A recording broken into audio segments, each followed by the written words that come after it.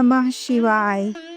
अभी तक आपने देखा कि थोड़ी सी सिद्धि पाकर कैसे नारद जी सभी लोकों में जाकर अपनी बड़ाई करते फिर रहे हैं।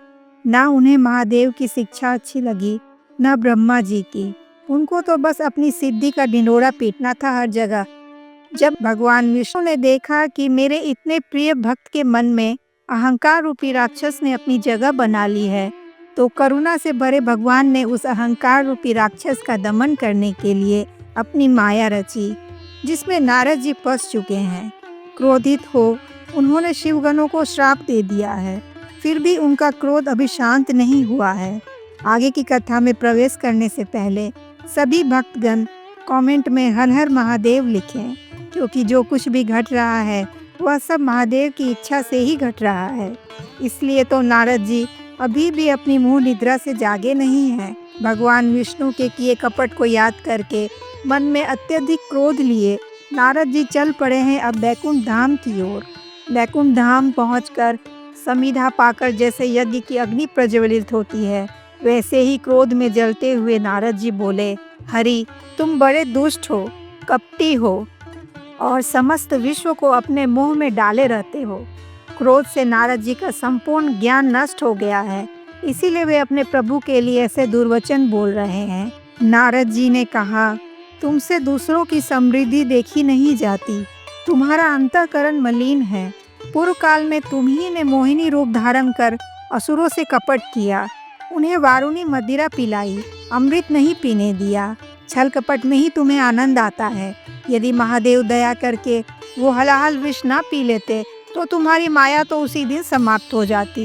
कपटपूर्ण चाल तुम्हें बहुत प्रिय है, तुम्हारा स्वभाव अच्छा नहीं है, फिर भी महादेव ने तुम्हें स्वतंत्र बना दिया है। पर मेरे साथ कपट करने के लिए आज मैं तुम्हें ऐसी सीख दूंगा जिससे तुम फिर कभी भी कहीं भी ऐसा कपट नहीं कर सकोगे।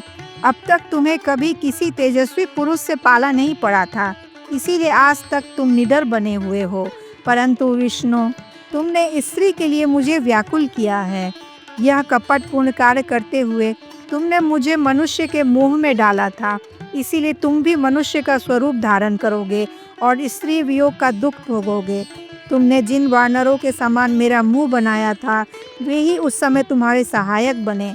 तुम दूसरों को स्त्री वियोग का दुख देने वाले हो, अतः स्वयं भी तुम्हें स्त्री वियोग का दुख प्राप्त हो। अज्ञान से मोहित विक्षिप्त मनुष्यों के समान तुम्हारी स्थिति हो। अज्ञान से मोहित हुए नारद जी ने जब श्रीहरि को इस तरह श्राप दिया, तो श्रीहरि ने महादेव की माया की प्रशंसा करते हुए उस श्राप को स्वीकार कर लिया।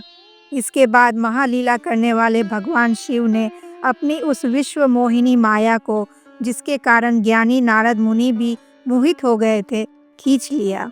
उस माया के हटते ही नारद जी पहले की तरह शुद्ध बुद्धि वाले हो गए। उनका सारा क्रोध समाप्त हो गया। वे बहुत पश्चाताप करने लगे और बार बार अपनी निंदा करने लगे और भगवान विष्णु जी के चरणों में गिर पड़े। श्रीहरि ने उन्हें उठाकर खड़ा किया। नारद जी बोले, नाथ, माया से मोहित होने के कारण मेरी बुद्धि बिगड़ गई थी, इसलिए मैंने आपको इतने दुर्वचन कहे और प्रभु आपको श्राप तक दे डाला है। प्रभु, आप उस श्राप को मिथ्या कर दीजिए। हाय, मैंने बहुत बड़ा पाप किया है, अब मैं निश्चय ही नरक में पड़ूंगा।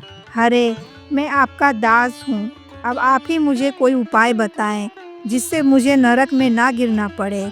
ऐसा कहकर नारद जी पुनः भक्ति भाव से श्रीहरि के चरणों में गिर पड़े।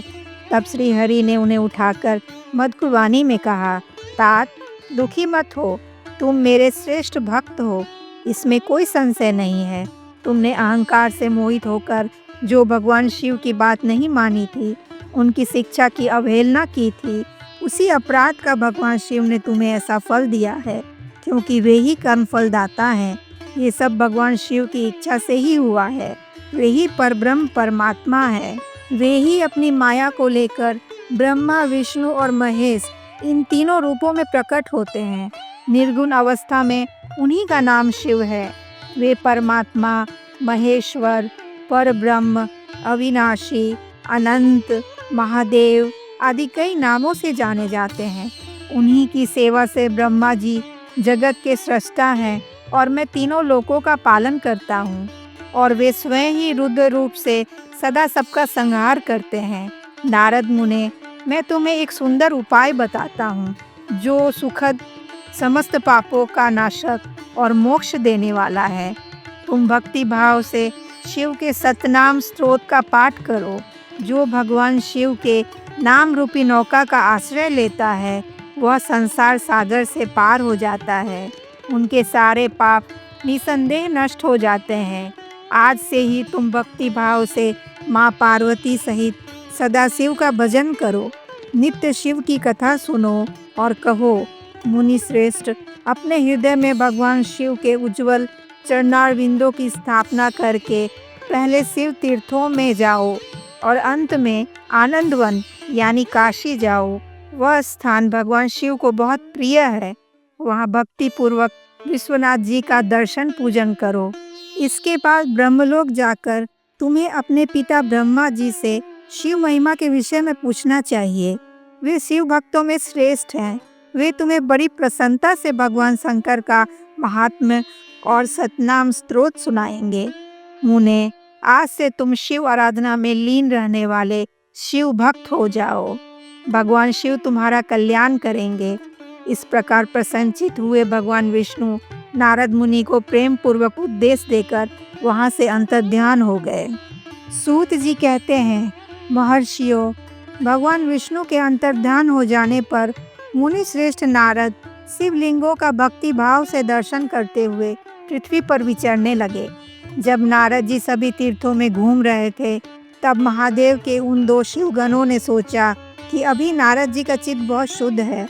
ऐसा सोचकर दोनों नारद जी के पास आए। उन्होंने आदर पूर्वक मुनि के दोनों पैर पकड़ लिए और कहा, मुनि श्रेष्ठ, हम दोनों शिव के गण हैं। आपने हमें राजकुमारी श्रीमती के स्वयंवर में श्राप दिया था। तब आप बहुत क्रोध में थे, इसीलिए हम दोनों ने चुप रहना ही उचित समझा। अब आप बहुत प्रसन्न दिखाई दे रहे हैं, इसीलिए हम पर कृपा करें। नारद जी ने दोनों को उठाया और कहा, आप दोनों शिव जी के गण हैं, इसीलिए बहुत सम्माननीय हैं। उस समय मैं मोह के वशीभूत था, इसीलिए मेरी बुद्धि भ्रष्ट हो गई थी, इसीलिए आप दोनों को मैंने शाप दे दिया। शिवगणों, मैंने जो कुछ कहा है वह वैसा ही होगा। आप लोग मेरे अपराध को क्षमा करें। मुनिवर विश्रवा के वीर्य से जन्म ग्रहण करके आप संपूर्ण दिशाओं में प्रसिद्ध रावण और कुंभकर्ण होंगे। आप बहुत बलवान, वैभव युक्त, परम प्रतापी एवं राक्षस राज का पद प्राप्त करेंगे। आप समस्त ब्रह्मांड के राजा बनेंगे और शिवभक्त होंगे। भगवान शिव के ही दूसरे स्वरूप श्री विष्णु के हाथों मृत्यु पाकर फिर अपने पद पर प्रतिष्ठित हो जाएंगे। सूत जी कहते हैं, महर्षियों, महात्मा नारद मुनि की बात सुनकर वे दोनों शिवगण प्रसन्न होकर अपने स्थान लौट गए। नारद जी भी अनन्य भक्ति भाव से भगवान शिव का ध्यान करते हुए शिव तीर्थों का दर्शन करने के लिए धरती पर घूमते रहे। अंत में वे काशी पहुँचे। काशीपुरी का दर्शन करके नारद जी कृतार्थ हो गए। वहाँ उन्होंने बहुत भक्ति भाव से काशीनाथ का दर्शन किया और पूजन किया। फिर वहाँ से वे ब्रह्मलोक पहुँचे। निरंतर शिव जी का स्मरण करने से उनकी बुद्धि शुद्ध हो गई थी। उन्होंने ब्रह्मा जी से विनती की कि हे परम ब्रह्म परमात्मा के स्वरूप को जानने वाले पितामह जगत प्रभु, कृपया मुझे शिव तत्व का ज्ञान दे। भगवान शिव के विविध चरित्रों तथा उनके स्वरूप, तत्व, प्राकट्य, विवाह, गृहस्थ धर्म सब मुझे बताएं। कार्तिकेय के जन्म की कथा भी मुझे सुनाएं। प्रभु, पहले भी बहुत लोगों से मैंने ये बातें सुनी है पर तृप्त नहीं हो सका हूँ, इसीलिए आपकी शरण में आया हूँ। आप मुझ पर कृपा कीजिए। अब अगले भाग में हम जानेंगे भगवान शिव के प्राकट्य की कथा। शिव शंभू आप सभी को स्वस्थ रखें और खुश रखें। हर हर महादेव।